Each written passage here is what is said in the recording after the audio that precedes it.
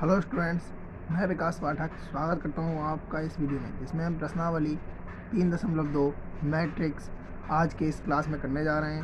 Last class में हमने प्रश्न नंबर 1 इसका पूरी तरीके से कर लिया था, तो अब बारी है प्रश्न नंबर 2 की। बने रहिए हमारे साथ अंत तक, और आज हम मैक्सिमम क्वेश्चन जितने भी हो सकेंगे ख़त्म करने की कोशिश करेंगे। ठीक है, चलिए स्टार्ट करते हैं। हमारा दूसरा प्रश्न कह रहा है कि निम्नलिखित को परिकलित कीजिए। बड़े आसानी से कर लेंगे, क्योंकि हमने पिछले क्लास में इसका योग, आव्यूह का योग, अंतर और गुणन तीनों चीज़ें बड़ी डिटेल में सीख ली थी।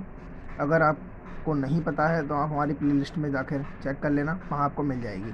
ठीक है, तो अब बारी है हमारे दूसरे प्रश्न के पहले खंड की, जिसमें दिया है कि a minus B B A plus इसको करना है ए बी बी ए से। ठीक है, तो जब भी किसी दो आव्यूहों का योग करा जाता है तो उसमें ख़ास बात ये ध्यान रखनी होती है कि सबसे पहले उस आव्यूह की कोटि समान होनी चाहिए। तो जो भी आपको यहाँ पे आव्यूह दिखाई पड़ रहा है उसकी कोटि कितनी है सबसे पहले चेक कर लेते हैं। इस मान लीजिए ए आव्यूह है, ये इनने दिया है, इस प्रश्न ने दिया है कि ए बी माइनस बी और ए, इसको इस आव्यूह ए बी बी ए से हमको योग कराना है। तो सबसे पहले इसमें पंक्ति देखते हैं, किसमें, इस वाले आव्यूह में R1 R2 C1 C2, यहाँ पे दो पंक्तियाँ हैं, दो ही स्तंभ हैं, तो ये 2x2 की मैट्रिक्स है। ऐसे ही इसमें दो पंक्ति हैं, इसमें भी दो स्तंभ है, तो ये भी 2x2 की ही मैट्रिक्स है। जब दो पंक्तियाँ, दो आव्यूहों की कोटियाँ समान हो जाती हैं तो उसका योग हो सकता है। तो इसका मतलब पहला वाला पहले वाले से जुड़ जाएगा, दूसरा वाला दूसरे वाले से जुड़ जाएगा, और इसी प्रकार तीसरा वाला तीसरे वाले से, और चौथा वाला चौथे वाले से जुड़ जाता है। ठीक है, सिंपल है। तो पहला वाला इस वाले से जुड़ जाएगा, मतलब ए इस ए से जुड़ जाएगा, ये भी इस बी से जुड़ जाएगा, तो बी प्लस बी हो जाएगा। और यहाँ माइनस बी है, वो इस वाले से आकर के जुड़ जाएगा, और ए जुड़ जाएगा ए से।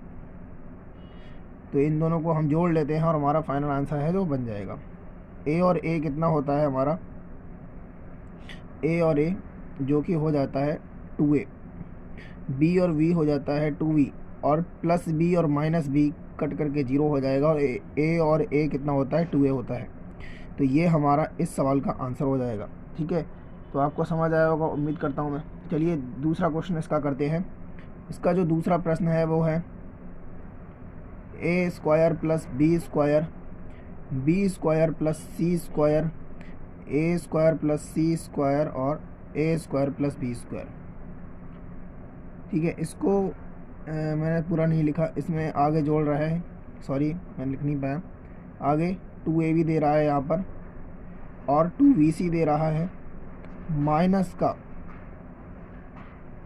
यहाँ पर माइनस का 2ac दे रहा है, और माइनस का ही 2ab दे रहा है।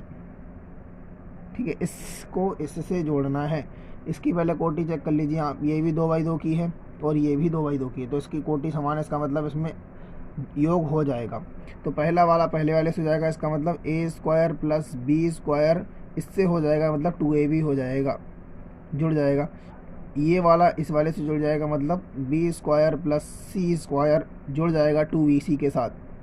ऐसे ही ये वाला ए square plus c square minus plus होता है माइनस का 2ac, ये वाला ए स्क्वायर प्लस बी स्क्वायर और माइनस का 2ab, ठीक है, इसके साथ हो जाएगा।